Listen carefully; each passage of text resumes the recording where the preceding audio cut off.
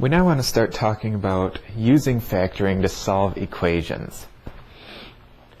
To start out, let's ask the question, how can we factor the number 0?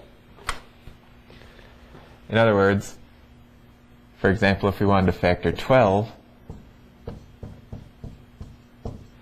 we could write it as a product of two numbers and then continue on in that way. Can we do the same sort of thing with 0? Can we write 0 as the product of two numbers? Sure we can.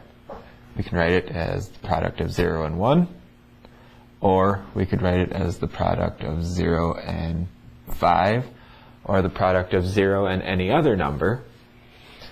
But the point here is that no matter how you write 0 as a product, one of the factors always has to be 0. That is called the zero factor property. The only way to factor 0 is if one of the factors is 0 itself. So that means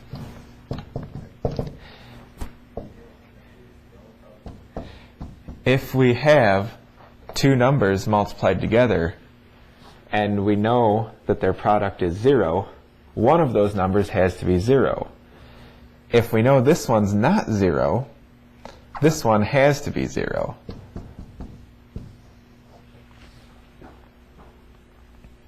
Okay? As another example, let's say instead of 8 times x, we have 8 times x plus 3. And that's equal to 0. We still know, since their product is 0, that one of these two numbers has to be 0. And since 8 isn't 0, we know x plus 3 has to be 0. And therefore, subtracting 3 from both sides, we can conclude x has to be negative 3 in order for that equation to be true. What if we don't know what either of the numbers are? In this example, we have x plus 2 times x minus 3 equals 0. Well, we still know that one of these two has to equal 0. So we can say either x plus 2 equals 0 or x minus 3 equals 0. So what we've done is we've turned this first equation into two different equations, and we can solve each of them. X plus 2 equals 0 would give us x equals negative 2, or x minus 3 equals 0 would give us x equals 3. Well, which one's correct? Well, if we put a negative 2 in here, we're going to get 0. 0 times whatever this is going to be 0. So x equals negative 2 is a solution. What about 3? If we put x equals 3 here, 3 minus 3 equals 0. 0 times whatever this is also 0. So x equals 3 is a solution as well. Therefore, both of them are solutions. The solution set would be both of the numbers negative 2 and 3. One more thing to notice about this, and this is how this is going to help us solve equations by factoring. X plus 2 times x minus 3 is equal to, if you use FOIL, x squared minus 3x plus 2x minus 6. Or, simplifying, we get x squared minus x minus 6. And so, our original equation is equivalent to this equation here.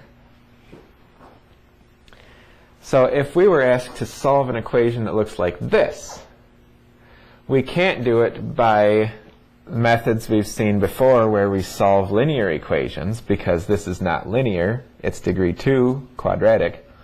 But if we were to take this polynomial and factor it, so now we have a product equal to 0, then we know we can set each of the factors equal to 0, and solving those two equations, we will be able to get our solutions. That's the essence of solving an equation by factoring. A quadratic equation is any equation that's made of polynomials that have degree 2. And so the standard form of a quadratic equation means we collect all of our terms together on one side and we combine like terms, so we have a degree 2 term, a degree 1 term, and a degree 0 or constant term on the one side of the equation. The other side would then equal 0. Okay, and of course A, B, and C here are going to be some constants. For example, in our x squared minus x minus 6 equals 0, we see here that A equals 1, because that would be the coefficient here. B equals negative 1, that would be the coefficient here. And C equals negative 6. Okay, so a couple things to realize about this is, first of all, if we don't have a coefficient written, we have to remember that there's a 1 there. And the second thing to remember is, if we're doing a subtraction, we have to keep that sign with the particular term. Okay, so this is a quadratic equation written in standard form. And anytime we have a quadratic equation, we can write it in standard form by subtracting the same thing from both sides to move everything over to one side of the equation, and then combining like terms. Here are the steps of how to solve an equation by factoring, especially a quadratic equation. As I said, the first thing to do is write it in standard form so that we have some polynomial equal to 0. Then we would factor that polynomial so we have a product equal to 0. Use the zero factor property, meaning if we have a product equal to 0, then we can set each of the factors equal to 0.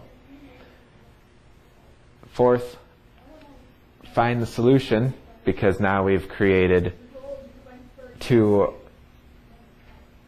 linear equations to solve. So solve each of those. And then when we get the solutions, check them in the original equation. So let's see an example. An example will be 2x squared plus x equals 6. This is a quadratic equation. It's degree 2. Okay? And so step 1, we're going to write it in standard form. The way we do that is we get everything on one side. So we'll subtract 6 from both sides. We get 2x squared plus x minus 6 equals 0. Remember, the point behind doing that is because we want to get 0 on one side, so that we'll end up with a product equal to 0. Second step, factor the polynomial.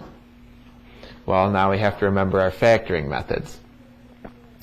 This is a trinomial. Leading coefficient is a 2, not a 1, so that means we have to split the middle term up using the AC method, and then we'll be able to factor by grouping. So AC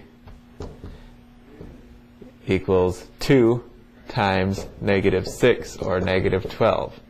See, that's the same A and C that we were talking about a minute ago when we were talking about the standard form of a quadratic equation. A, B, C. So A times C, in this case, gives us negative 12.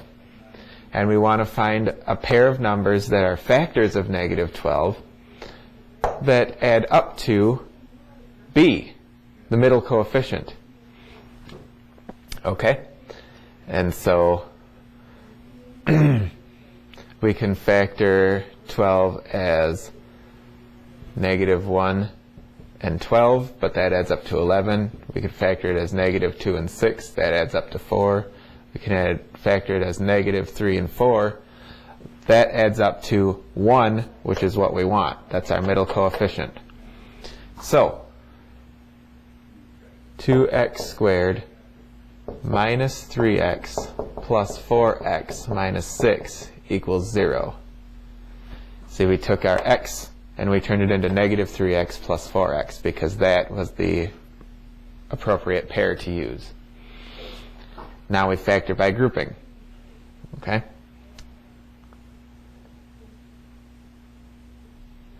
From the first group, we can factor out an x. From the second group, we can factor out a 2.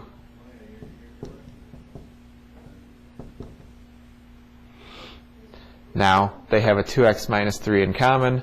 Because they're in common, we can factor that out as a binomial GCF. The other factor would then be x plus 2. Okay. We've now completed step 2, factor the polynomial. Now, step 3, since we have a product, note, this is a product, we're multiplying these. Product equal to 0, we use the zero factor property, meaning a product equal to 0 tells us one of the factors has to be 0. So either 2x minus 3 has to be 0, or x plus 2 has to be 0.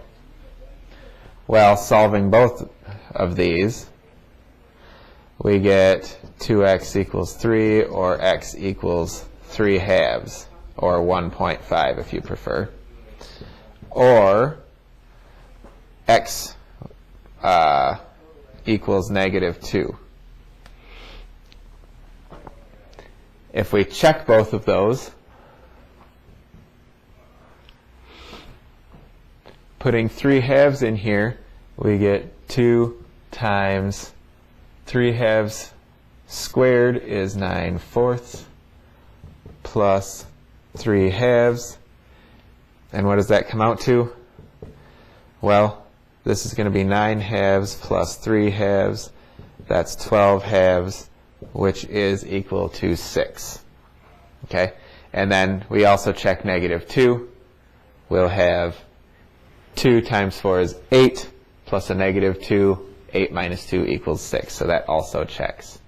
And so our solution set is going to be both 3 halves and negative 2.